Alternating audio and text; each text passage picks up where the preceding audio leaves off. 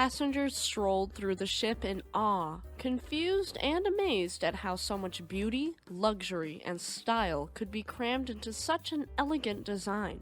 The carpeting, the molding, the furnishings and fittings, everything was brand new yet timeless, modern yet familiar, and utterly extravagant.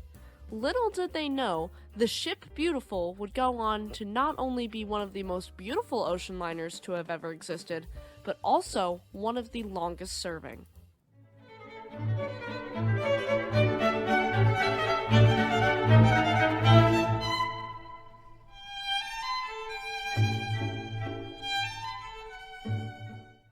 Welcome to Shipwreck Sunday. My name is Eleanor. Just a quick disclaimer for our younger audience before we dive in.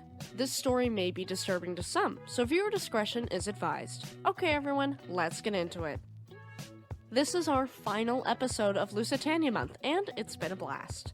Now we get into the youngest sister.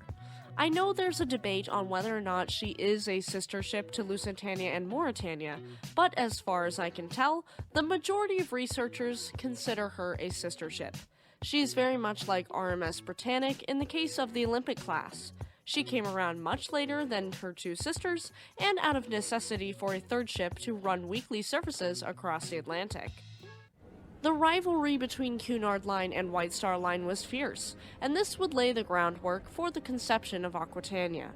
Olympic, Titanic, and Britannic were to be the largest ships on the seas, larger than Mauretania and Lusitania by 15,000 gross register tons. Though Lucy and Maury were indeed much faster than any White Star Line ship, White Star Line was seen as more bougie and elite. Cunard needed another ship for weekly transatlantic express services from Liverpool to New York City, and decided to copy the Olympic class, creating a slower, larger, and more luxurious ship. Thus, the planning started in 1910, with several drafts created to determine the main axes of the ship to be able to achieve a minimum speed of 24 knots to line up with the Cunard Line's mail subsidy. In July of 1910, Cunard started with construction offers with several shipyards, but settled on John Brown and Company of Scotland, the same builders of RMS Lusitania. To keep with the continuity of the last two names of Lusitania and Mauretania, both Roman provinces, they would name the ship Aquitania after the province Gallia Aquitania. She was laid down as yard number 409 in December of 1910 in Clydebank, Scotland, also designed by Leonard Pescott. Her keel was laid in the exact same spot as Lusitania, and where later Queen Mary, Queen Elizabeth, and Queen Elizabeth II would be laid down. She was unique because she didn't have an identical sister like Lusitania and Mauretania, or even Olympic and Titanic. This is another reason why I liken her to Britannic. The ships and situations are very similar. She was wider and longer than both Lucy and Maury, being roughly 130 feet longer, and the first Cunarder over 900 feet long. She was 901 feet long, had a beam of 97 feet wide, a height of 164 feet tall, a draft of 36 feet, and a depth of 92.5 feet deep. Her gross register tonnage was 45,647, and her net register tonnage was 21,993. She displaced 49,430 tons and spanned 10 decks. Although she would feature 4 funnels like that of Lusitania and Mauretania, she was different because the 4th funnel was not a dummy funnel, but fully functioning. She also had design features similar to that of the smaller Carmania, also designed by Pescott. She had parts of the superstructure, quote, glassed in, as well as 2 tall forward deck ventilator cowlings. Her outward dimensions were greater than Olympics, but Olympic still outdid Aquitania in tonnage and displacement. To better prepare himself for the feel of a ship that was nearly 50,000 tons, Pescott took a voyage on Olympic in 1911, and he took some major pointers from this voyage as well. Aquitania was built strictly with Cunard's money, but she was built exactly to British Admiralty specifications. For propulsion, she had 21 forced draft double-ended Scotch boilers, having 8 furnaces each that were 22 feet long with a diameter of 17 feet 8 inches arranged in 4 separate boiler rooms. Each boiler room was equipped with 7 ash expellers with pump capacity of approximately 4,500 tons per hour, and they doubled as emergency bilge pumps. The steam produced by these boilers drove direct-drive Parsons steam turbines in 3 different engine rooms in a triple expansion system for 4 propeller shafts. At launch, she was painted light gray like Mauretania for photographic purposes, and then her hull would be repainted to the iconic black hull with red keel, white superstructure, and red funnels with black tips, just like her sisters before her. Since she was built after the sinking of RMS Titanic, she was one of the first new ships built with enough lifeboats for all of her passengers and crew. She had 80 lifeboats, including 2 motorized ship's boats with Marconi wireless equipment, and all of the davits were carried in swan neck and Welland-type davits. She did have a double hull and watertight compartments that allowed her to float even if 5 compartments were flooded. She did meet British Admiralty requirements of easy conversion to an armed merchant cruiser should the need arise, and she was reinforced for gun mounts. Something else noticeable about her was her electrical wiring and decorations, which were advanced for the time period. Let's look at passenger capacity. In 1914, she was capable of carrying 3,220 passengers split into 3 classes. That broke down into 618 first class, 614 second class, and 2,004 third class. When she was refitted in 1926, this was reduced to 610 first class, 950 second class, and 640 tourist class for a total of 2,200. Though her original specification called for 972 crew, she was sometimes serviced by about 1,100 crew. Now we get into something she was well known for: her interior design. RMS Aquitania would gain the nickname the Ship Beautiful by passengers over the years, and it's easy to see why once you really look at her interiors and design aspects. She was beefier than her running mates Lusitania and Mauretania, and this allowed for more spacious and luxurious public rooms. British architect Arthur Joseph Davis of the interior decorating firm Muse & Davis was in charge of her design. He had a good track record, as his firm oversaw the construction and decoration of the Ritz Hotel in London, and he had designed several banks there as well. Charles Muse, a French architect and designer, and his partner in the firm, had designed the Paris Ritz, and he'd been commissioned by the Hamburg America line to decorate their liner SS America in 1905. Before World War I, Muse was to decorate Hamburg America Line's newest trio, SS Imperator, Vaterland, and Bismarck. No, not that one, the passenger ship that later became the second RMS Majestic for the White Star Line as part of war reparations for the loss of Britannic. Davis would get the contract for RMS Aquitania, and this meant the partners who normally worked together on projects were now working separately, even in different countries. There was also a non-disclosure agreement, so the two weren't permitted to share details of their work.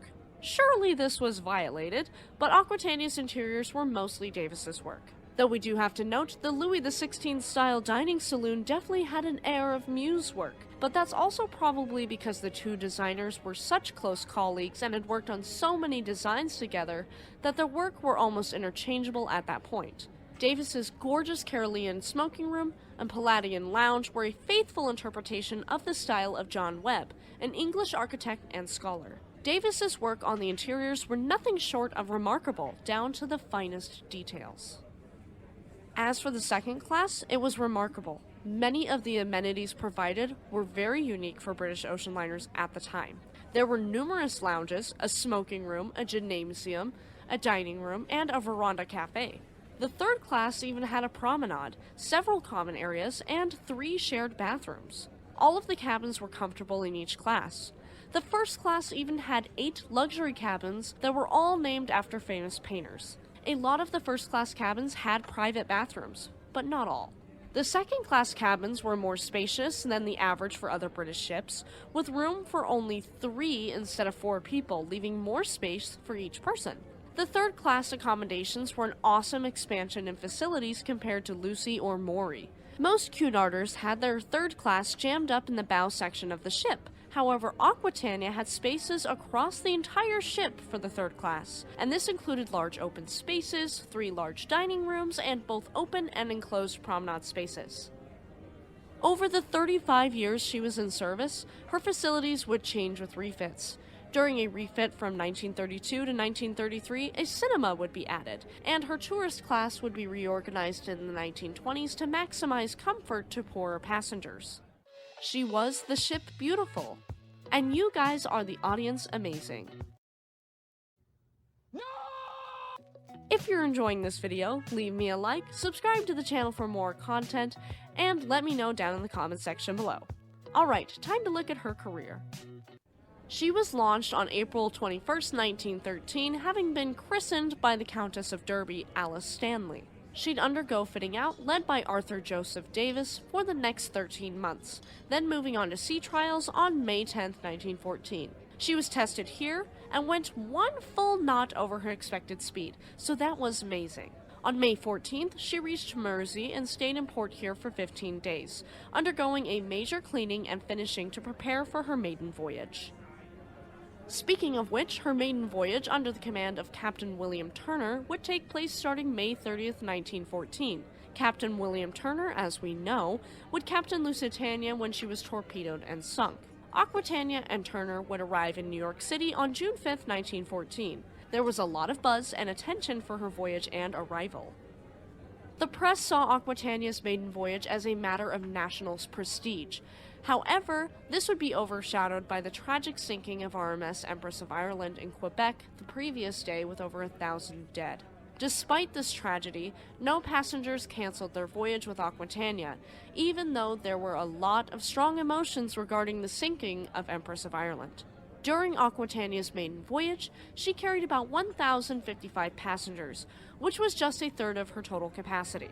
This was probably because of a negative superstition associated with taking a maiden voyage with a brand new ship, and I'm sure Titanic didn't help with that.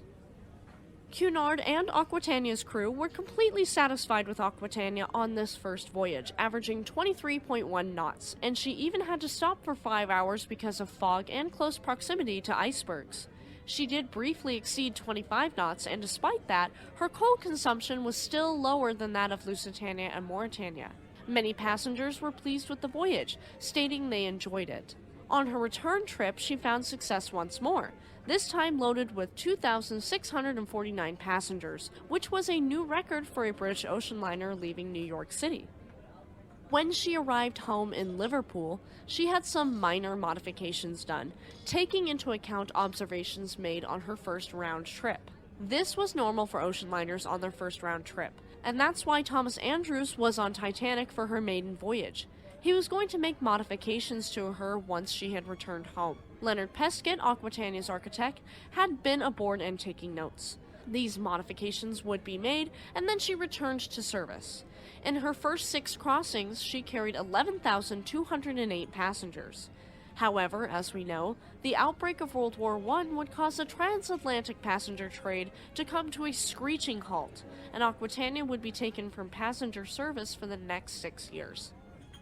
In June of 1914, Archduke Franz Ferdinand of Austria was assassinated, and on July 28, 1914, World War I would begin.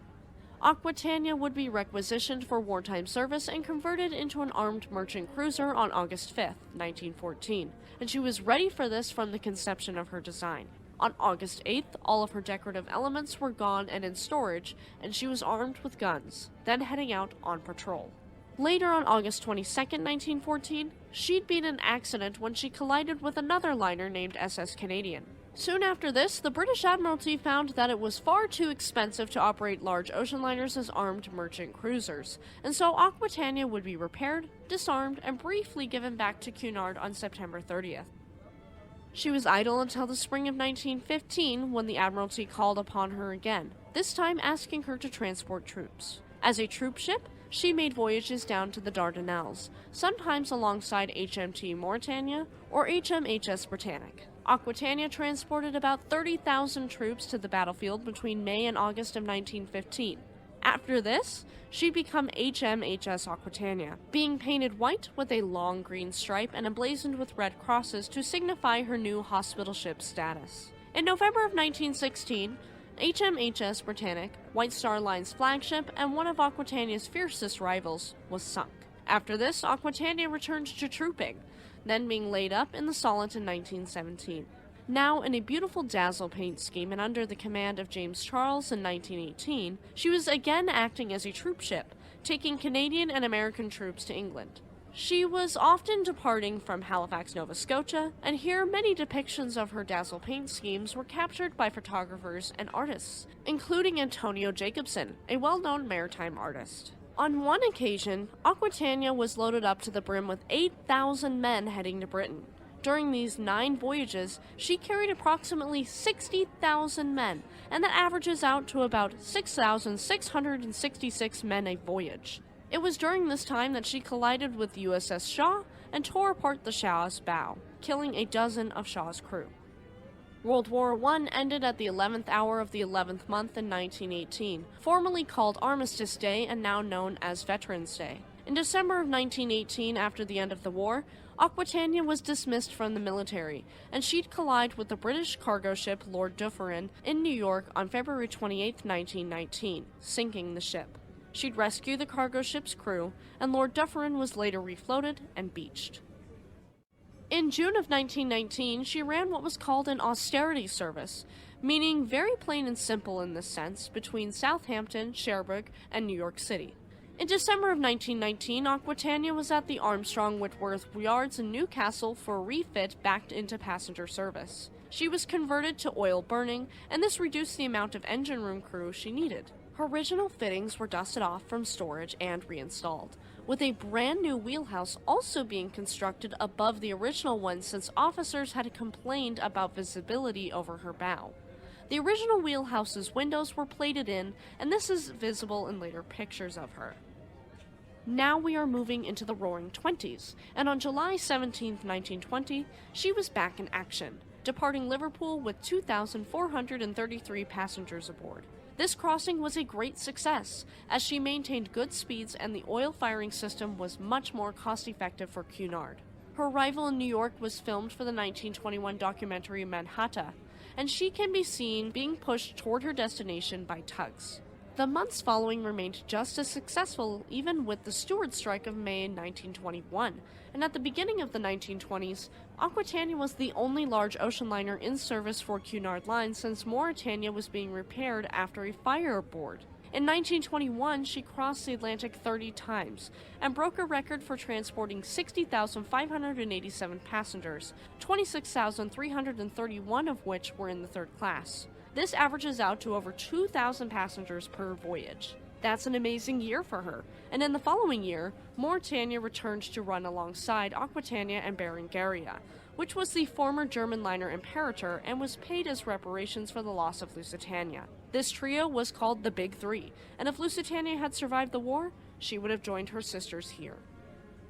However, in 1924, all shipping would take a hit as the U.S. passed the Immigration Act of 1924, and this restricted immigration greatly. It prevented immigration from Asia entirely, and set quotas on the number of immigrants allowed in from Eastern and Southern Europe, as well as authorizing the creation of the U.S.'s first border control service, the U.S. Border Patrol. There was also a consular control system in place, and that means you could only enter the U.S. if you'd first obtained a visa from a U.S. consulate abroad. This was enacted amid the increasing public and political anxiety about the country's rapid social and demographic changes, so the immigration of Europeans into the country capped out at 165,000 per year, an 80% reduction of the yearly average before 1914. It would be revised by the Immigration and Nationality Act of 1952 and replaced by the Immigration and Nationality Act of 1965. So, what did this mean for the shipping trade? Well, shipping companies' bread and butter was third-class immigrants crossing the Atlantic for a better life. With the inability to carry as many, this greatly changed the landscape for shipping. The shift toward tourism and cruising had begun, and we'd slowly move toward the two-class system. In 1921, Aquitania had carried more than 21,000 third-class passengers, and this shrank dramatically to about 8,200 for the year of 1925. The crew was then reduced down to about 850 from 1,200, and the ship adjusted from third class to tourist class, offering decent services at a low price for vacationers and immigrants alike. In 1926, she'd undergo another major overhaul, reducing her passenger capacity from 3,230 to 2,200. Still, even with this issue, there was money to be made. In 1919, the prohibition of alcohol in the United States passed, being enacted in 1920 and lasting until 1933, and this is known as the Dry Period. The 18th Amendment prevented the sale, production, importation, transportation, and consumption of alcoholic beverages. That doesn't mean it didn't happen, that just means Americans got creative with getting their favorite liquors. The prohibition would end with the ratification of the 21st Amendment on December 5, 1933, but we aren't there just yet. During the Prohibition era, Cunard would profit. It was a British ship and therefore British territory, and so alcohol was legal on Aquitania and other Cunard ocean liners. American travelers who wanted to drink would take British liners, so Aquitania enjoyed success from this. In 1929, she underwent another major refit, this time adding bathrooms to many of the first-class cabins that didn't already have one, and renovating the tourist class entirely.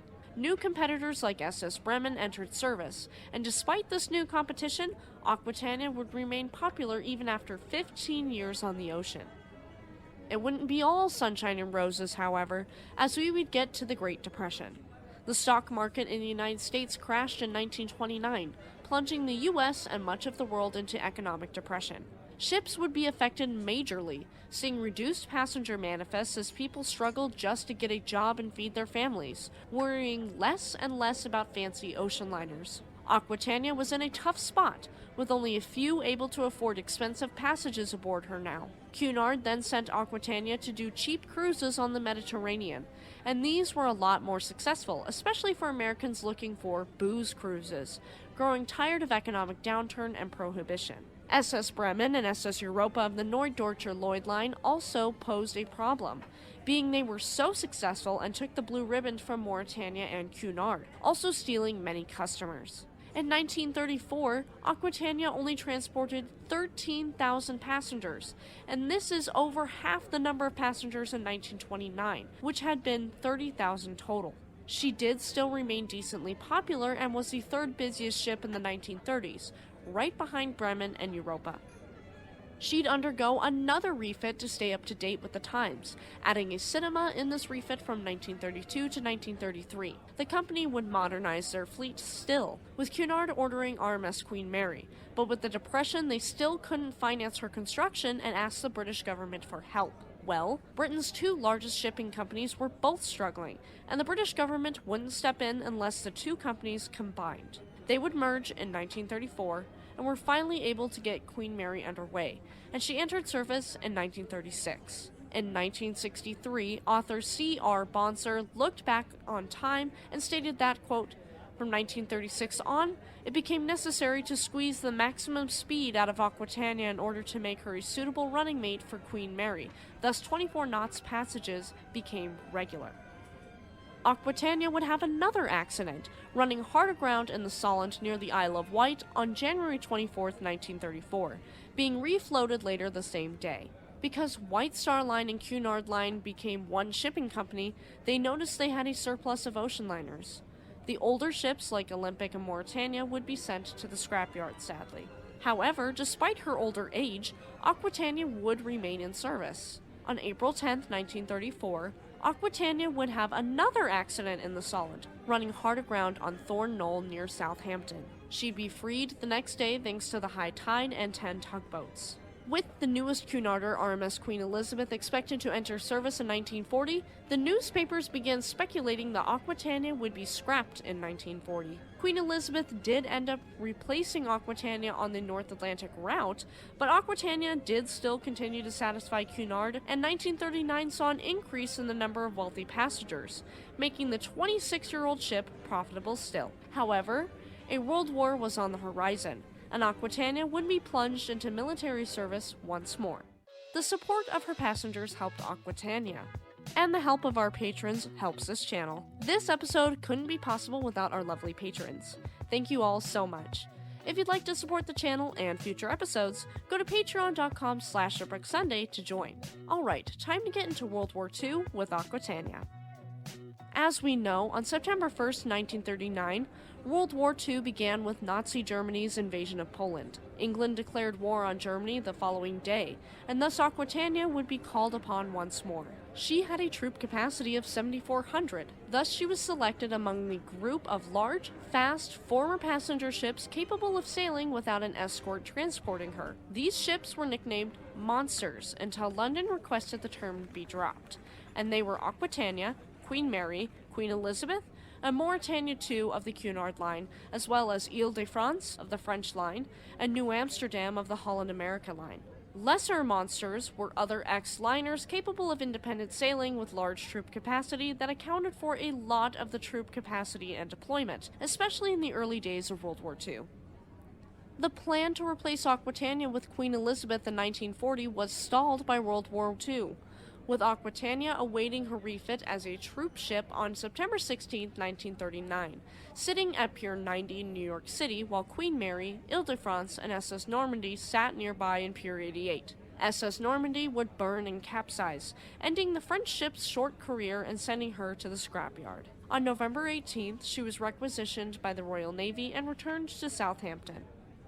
Her initial troop transport operation was part of Convoy TC-1, taking Canadian troops to Scotland alongside Empress of Australia, Empress of Britain, Monarch of Bermuda, Duchess of Bedford, HMS Warspite, HMS Hood, HMS Resolution, HMS Barham, HMS Repulse, and HMS Furious in December of 1939. While this was happening, an enormous transport of Australian and New Zealand troops to Suez and North Africa with a possible diversion to the UK if necessary was in the works, and all of these convoys were to be designated US, with large Atlantic Ocean liners assigned a role in this. The fastest of these convoys, US Point 3, was composed of Andes, Empress of Japan, Empress of Canada, Empress of Britain, Mauretania II, Queen Mary, and Aquitania.